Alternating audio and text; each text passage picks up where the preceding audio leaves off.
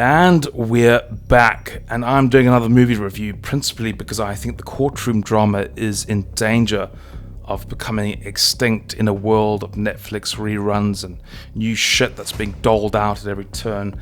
And I wanted to spotlight today a movie that I think is worth your time. You might have seen it, you might not have seen it, but I think Primal Fear is one of the most underrated films ever made. It's an adaptation of William Deal's 1993 novel, and it stars a charismatic Richard Gere in the lead, but crucially it spotlights Edward Norton in his first ever role. If you've never seen it, trust me, you don't want to ruin one of the best endings in film history, so look out for my spoiler timestamp. Until then, you're safe. Look, Primal Fear isn't perfect, but it makes some fascinating claims about our inherent gullibility as people and our desire for order in the world. Basically, your world, your internal world, is going to be broken by the end. Right, let's dig in.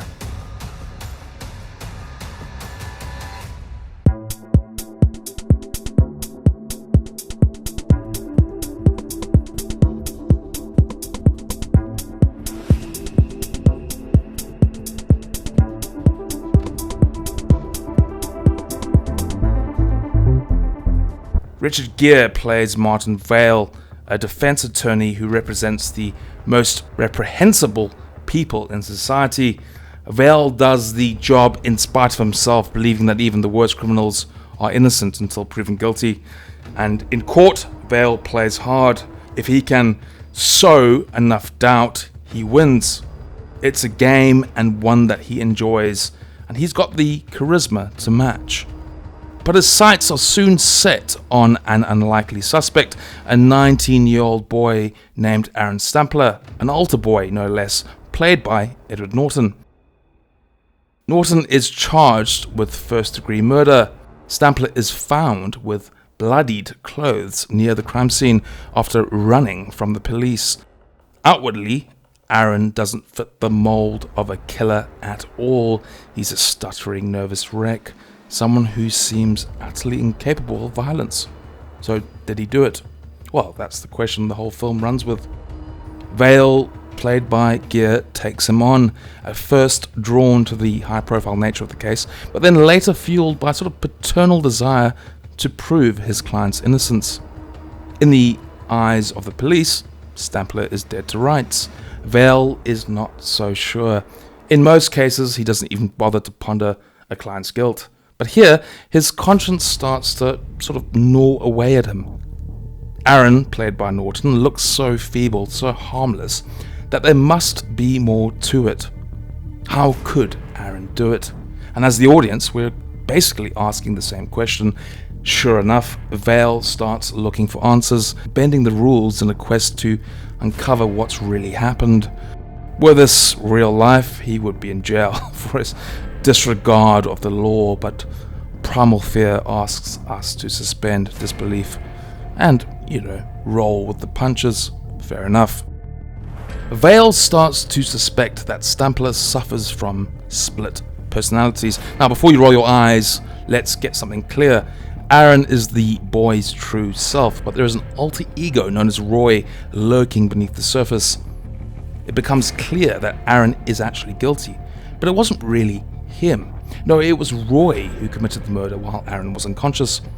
Armed with this knowledge, Vale squares off against Janet Venable, played by Laura Linney, an ambitious district attorney and a former flame. What do you know? Now, look, Venable isn't a villain. She's the film's moral spine, in fact, angrily doing what Vale won't, respecting the process even when the results are ugly. Ultimately, she does the right thing. She respects the rule of law, and she still ends up losing. That's crucial. Vale wins the case on the grounds of insanity. Aaron is ordered to a psychiatric facility with freedom beckoning in a few short years. As the charismatic lead, Vale, played by Gere, has our buy-in. Against the odds, he's been right all along. This choir boy wasn't aware of what he was doing. It's, I guess, only fair he's spared prison. That's what we're told as the audience. Young Aaron proves this point when cross-examined, reaching breaking point as alter ego Roy emerges. Roy is violent and unstable, and when Aaron snaps back to the room, he can't remember what has happened. The meltdown vindicates Vale's split personality hypothesis. There's a happy ending coming, surely. But here's the twist. If you haven't seen Primal Fear, skip ahead, because the film saves its cruelest sleight of hand for its final scene.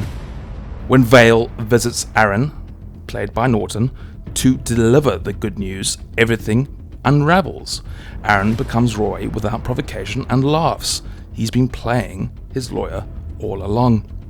Aaron always was Roy, calculating, in control, and entirely guilty. The stuttering boy never actually existed. Aaron, or actually rather Roy, has won. And then the film ends. But what does it all mean? Well, you only have to look at the very first line of the film for a cynical observation that colors everything else that you end up seeing. On my first day of law school, my professor says two things. First, from this day forward, when your mother says she loves you, get a second opinion. And? If you want justice, go to a whorehouse. You want to get fucked, go to court. In short, courts don't separate good people from bad. They exist to take a pound of flesh, and they punish the naive. You see it all the time. Bewildered innocents ruined by the system through wrongful incarceration, bankruptcy, or reputational destruction, all while unscrupulous guilty parties are spared because of sympathetic jurors, a handsome face, a certain charm, or what have you. In the courtroom, as the film attests, the performance matters more than the principle. Norton's performance is first rate, so much so that he convinces Vale, as Aaron, of his innocence. He is able to manipulate a cynical, world-weary defense attorney on appearances alone. The opening line of the movie comes full circle. By swallowing the story whole, it is Vale who ends up fucked. Vale has won the case, but let a killer go free. Vale cannot advocate for a retrial or tell anyone what he knows. He is left in an impossible moral bind. In the end, Primal Fear is rather profound. You see, beneath our institutions, robes, and rituals, we're still simple animals lost in the cosmos, and instinctively we're ready to accept palatable lies over uncomfortable truths. That's why we place such stock in appearances, because they make sense to us. But this very human weakness can be weaponized, and that's the film's quiet horror.